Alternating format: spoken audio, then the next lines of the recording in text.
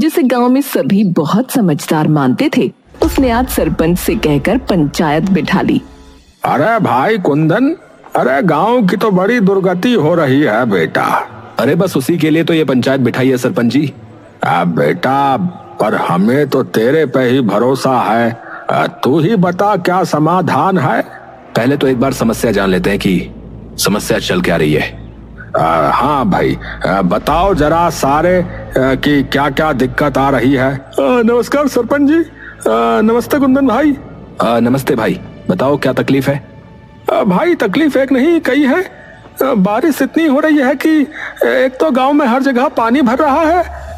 दिक्कत तो खेतों में भी आ रही है, पर उनको तो चलो पलड़ा वगैरह लगाकर संभाल लें, पर इस गांव में भरे हुए पानी का क्या करें भैया।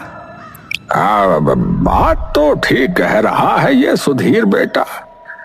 इस चक्कर में मेरे बालक और मेरा दिमाग खराब कर दिए हैं।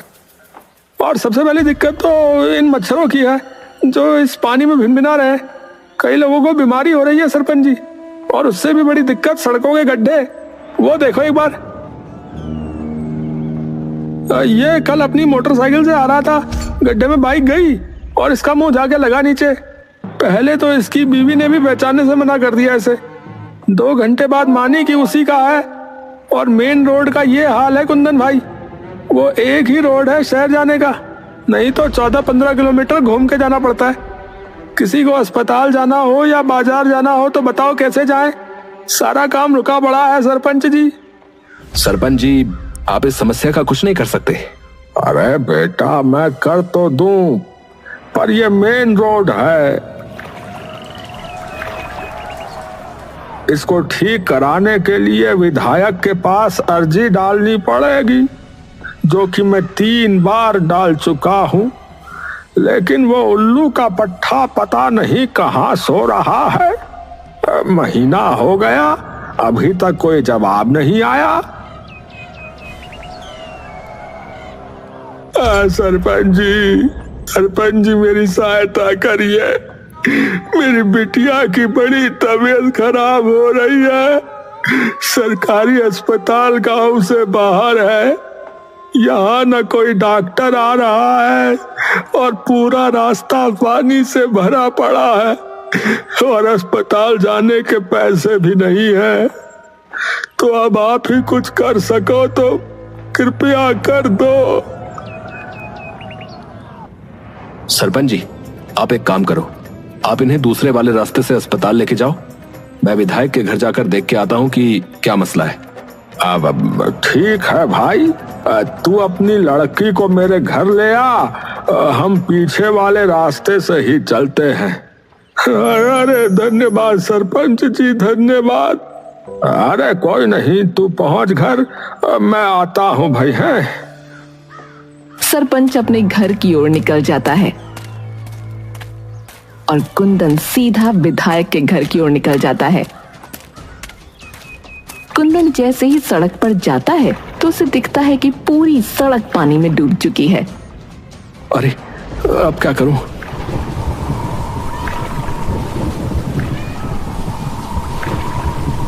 सत्यानाश, ये भी अभी ही होना था। कुंदन अपना पजामा अपने घुटनों के ऊपर करता है और सड़क पर उतर जाता है। जैसे ही वो थोड़ा आगे बढ़ता है, उसका पांव गड्ढे में चला जाता है और पानी उसकी छाती तक आ जाता है। अरे हे राम, सीधा साबरमती ना निकल जाऊं। हे। कुंदन धीरे धीरे करके आगे बढ़ने लगता है और किसी तरह विधायक की कोठी तक पहुंच ही जाता है। वो गेट पर दस्तक देने ही वाला था कि तभी वहां का चौकीदार दौड़ा दौड़ा आता है। अरे साहब जी, नो कहाँ जा रहे हो साहब जी? नहीं, वहां नहीं जाना है। अरे साहब जी, आप जाइए यहाँ से, यहाँ कोई नहीं है। अरे क्यों झूठ बोल रहे हो भाई? तुम हो तो सही। अरे साहब जी, क्या बात करते हो आप? अरे भाई, मुझे बस ये बता दो कि विधायक जी कहाँ हैं? अरे वो गांव गए हैं। गांव गए? कौन सा गांव? यही गांव है उनका? अरे आप जाओ साहब। कुंदन अब गुस्से में चौकीदार की ओर देखने लगता है, पर तभी अंदर से विधायक की आवाज आती है। अरे बहादुर, अरे मेरी गैस की गोली कहाँ रख दी? कुंदन एकदम से दरवाजे की तरफ देखता है। जल्दी आ गए शहर से विधायक जी? जमीन के नीचे से आए क्या?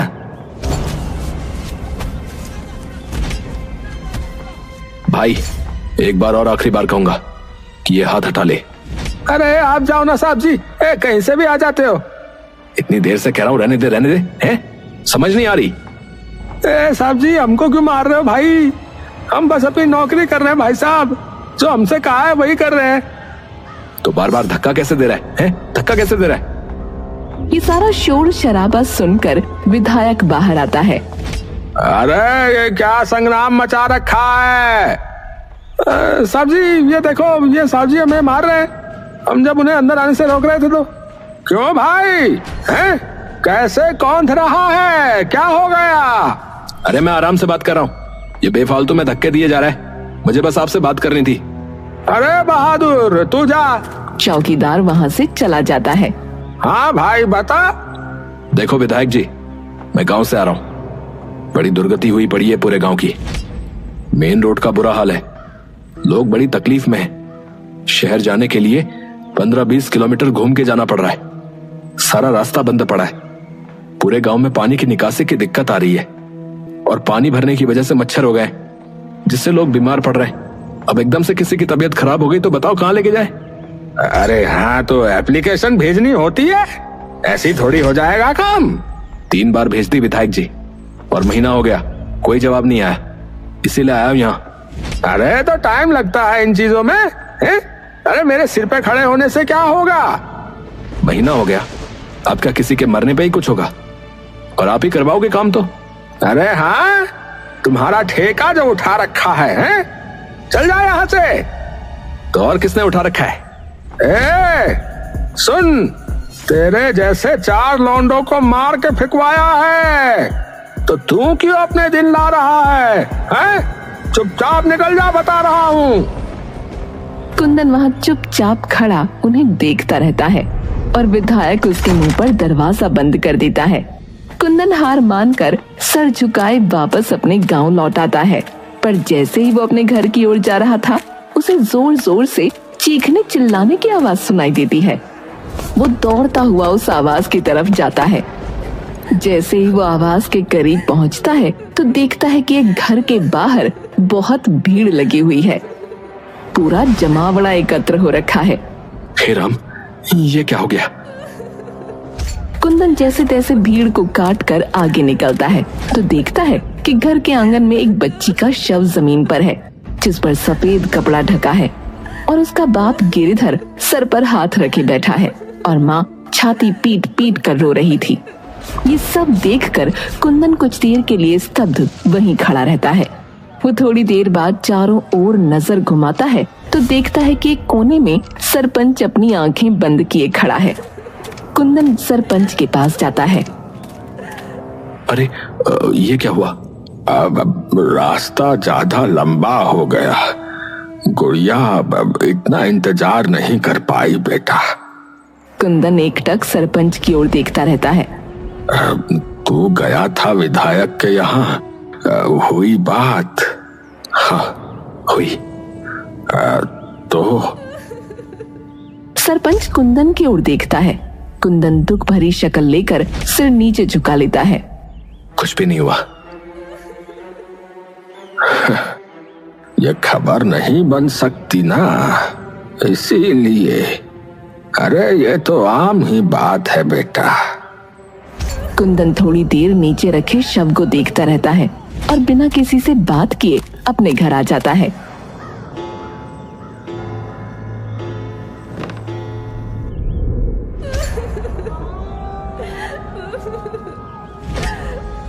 तभी कमरे में कुंदन का बड़ा भाई आ जाता है। कुंदन, क्या हो गया? क्यों ऐसे लेटा पड़ा रे? कुंदन उठकर बैठ जाता है। कुछ नहीं भैया, आप आओ बैठो। क्या बात है बता? कुछ नहीं। आपको उस बच्ची का पता चला? अरे वो गिरधर की लड़की? हाँ यार, बहुत ही बुरा हुआ उस बेचारे के साथ। हाँ वो तो है। तो फिर अब तो क्या सोच रहा है?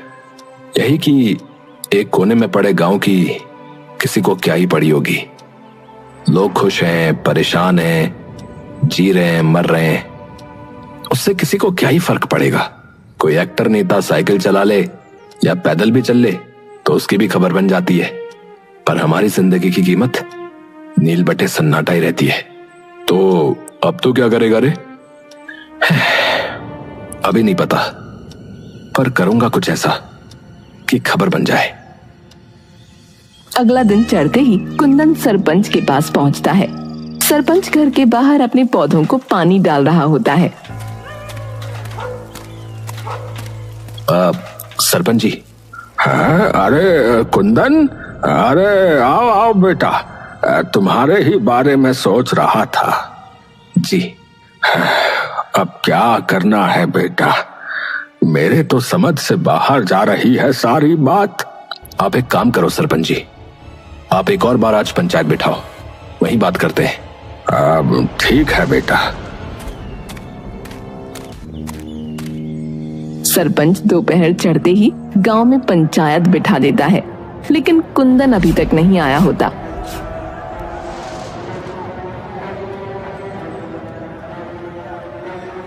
सरपंच जी, कल जो हुआ उसके बाद से हमें बहुत डर लग रहा है, कहीं हमारे बच्चे इसकी चपेट में ना आ जाए। अरे मेरे भाई, उसी समस्या का हल निकालने के लिए तो बैठे हैं। सरपंच जी, मैंने सुना है कि इस वक्त सिर्फ हमारे गांव में ही नहीं बल्कि और कई जगहों में इसका प्रकोप फैला हुआ है। रोज अखबार में आता रहता है, कभी किसी की डेंगू से मौत, कभी मलेरिया से। तो एक खबर हमारी भी छपवा दो, क्या पता कोई मदद करने आ ही जाए। बेटा, हमें कोई नहीं देखने आएगा और इस गांव में किसी बड़े नेता या अभिनेता का कोई रिश्तेदार नहीं रहता, तो यहाँ पत्रकारों को अपनी कलम या कैमरा उठाने लायक कोई खबर नहीं मिलेगी। सरपंच जी, सरपंच जी। अरे रवि, क्या बात हो गई? वो कुंदन की तबीयत एकदम से बहुत खराब हो गई है, तो वो आ नहीं पाएगा। सरपंच एकदम से चौंक कर उठ जाता है। क्या हो गया? रुको, मैं आता हूँ। नहीं, अभी उसे अस्पताल लेके गए हैं। अच्छा, मैं बाकी आपको शाम को बताता हूँ, जैसा भी डॉक्टर बताएंगे। ठीक है, ठीक है। दिन ढलते ही सरपंच कुंदन के घर पहुंचता है। घर में रवि अकेला बैठा होता है। अरे रवि बेटा। अरे आइए आइए सरपंच जी। क्या हुआ बेटा?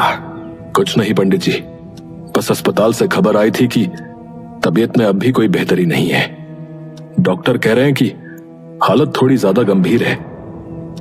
राम जी, इतने भले छोरे पे ऐसी आपदा क्यों डाल दी आपने? कोई नहीं सरपंच जी, आप घर जाइए, कुछ होता है तो मैं बताता हूं आपको।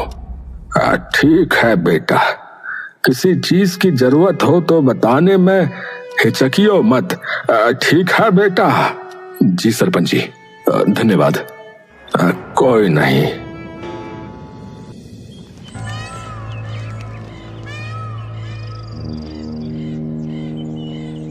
तभी वो देखता है कि उसके सामने कुंदन भागा आ रहा है। अरे ये यहाँ कैसे है? कुंदन तू? हाँ सरपंच जी, मैं। अरे पर तेरी तो तबीयत बिगड़ गई थी ना? अरे वही तो बताने आया हूँ आपको सरपंच जी। है क्या? अरे मैं तो मर ही जाता सरपंच जी, लेकिन तभी मेरी मौसी है ना, जो शहर में रहती हैं। हाँ है, हाँ। अरे उनके एक दूर के रिश्तेदार कोई ऐसी चीज लाए जिसे लगाते ही मैं थोड़ी देर में ठीक हो गया। सरपंच ये सुनकर भौंचक्का रह जाता है। क्या कहा? हाँ सरपंच जी, सच बोल रहा हूँ। अब क्या चीज थी वो बेटा? ये तो मुझे नहीं पता, उन्होंने जैसे ही मुझे वो रस पिलाया मैं कुछ ही देर में ठीक हो गया। अरे पर वो आया कहाँ से वो रस? पता नहीं, पर वो कह रही थी उनके गांव के तालाब में उसका फूल उगता है।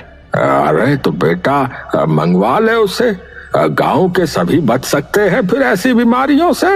वो तो मैं करवा दूंगा, पर हमारे पास एक स्वर्ण मौका है इस वक्त गांव की सभी समस्याएं हल करने का। है? मतलब कि अगर ये बात फैल गई कि इस गांव में ऐसी दवाई है जिससे लोग ठीक हो जाते हैं तो सारे लोग भागे भागे यहाँ आएंगे, क्योंकि इस वक्त सिर्फ हमारा गांव ही नहीं और भी कई जगह ये महामारी फैली है। हाँ, बात तो ठीक कही बेटा, पर ये सब होगा कैसे? देखिए, आप गांव के लोगों को बता दो और फिर देखो कैसे फैलती है बात। आप 10 कानों तक पहुंचाओ, 10,000 तक अपने आप पहुंच जाएगी। समझ गया।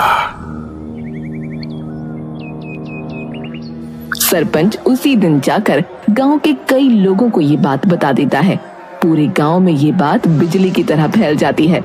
सभी लोग इसी की बात करने लगते हैं। तूने सुना, उस कुंदन को एक चमत्कारी अमृत ठीक कर गया, वरना वो तो बिल्कुल मरने ही वाला था। अरे मर गया था, जिंदा हुआ वापस भैया। सुबह होते ही कई लोग सरपंच के घर भागे आते हैं। अरे सरपंच जी, सरपंच जी। अरे क्या हो गया? अरे सरपंच जी, अरे बाहर आके देखो, गांव में भीड़ जुट गई है। हैं, क्या हो गया?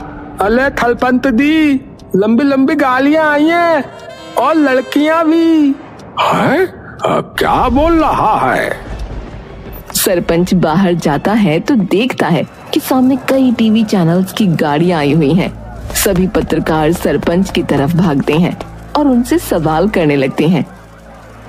एक जना पूछो सवाल बस, वरना ऐसे तो मुझे कुछ समझ में नहीं आएगा भाई। तभी उनमें से एक पत्रकार निकल कर आती है और अपने कैमरामैन को भी साथ ले आती है। नमस्कार सरपंच जी, मेरा नाम अवंतिका है, तरसों तक न्यूज से। नमस्कार नमस्कार। रोल करो। तो सरपंच जी, इस वक्त आपका गांव बहुत चर्चा में है। आपके गांव में कोई ऐसा अमृत है जो कैंसर ठीक कर देता है?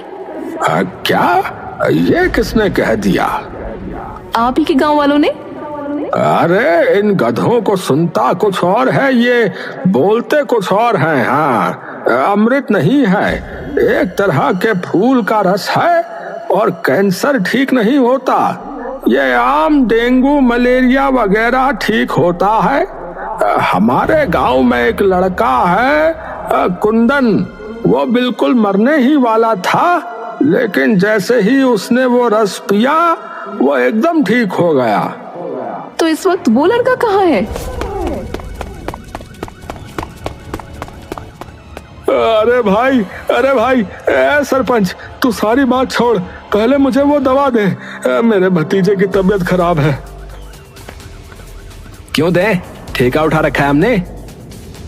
सभी कुंदन की ओर देखते हैं।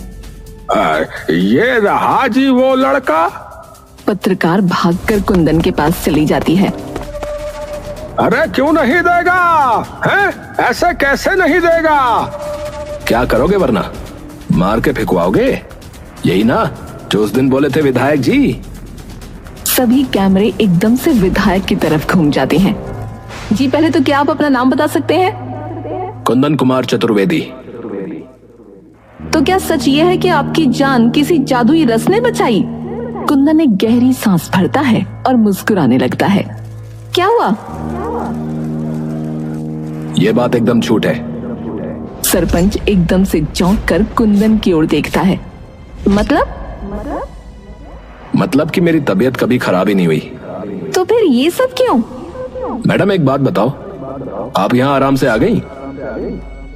नहीं, आराम से तो नहीं, रास्ते में बहुत पानी भरा था, जिसकी वजह से आधे लोग आ ही नहीं पाए क्योंकि उनकी गाड़ी खराब हो गई और हम में से कई तो धक्के मारकर गाड़ी को यहाँ तक लाए हैं। यही हमारे साथ रोज हो रहा है, जिसकी वजह से ना हम कहीं आ पा रहे और ना कहीं जा पा रहे, और उसी वजह से एक बच्चे की मौत हो गई है। पर आपने ये सब क्यों किया? क्यों किया? ताकि आप लोग हमें देखो, हमारे हालात देखो, ताकि लोगों को पता लगे मैडम कि हम भी इसी दुनिया में रहते हैं, किसी और दुनिया में नहीं। जब हमें जरूरत थी तो आप में से कोई एक नहीं आया।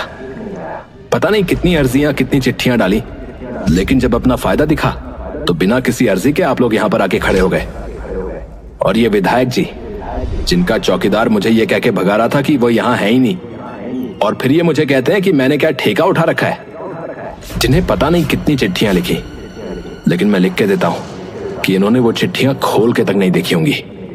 इसीलिए किया मैडम, क्योंकि हमारी जिंदगी आप लोगों को अपनी खबरों लायक नहीं लगती, तो मैंने झूठी खबर बना दी। पत्रकार थोड़ी देर तक चुपचाप खड़ी रहती है। जिस बच्ची का देहांत हुआ उसके घर का पता बता सकते हो आप? कुंदन उसे गिरधर के घर का पता बता देता है। शुक्रिया, हम में से कुछ लोग जाकर उस बच्ची के बाप से बात कर लेंगे और कुछ लोग गांव की दूसरी जगह कवर करने चले जाएंगे। धन्यवाद, और उम्मीद करता हूं कि आगे किसी के मरने या किसी जादू का इंतजार नहीं करेंगे आप लोग खबर छापने के लिए।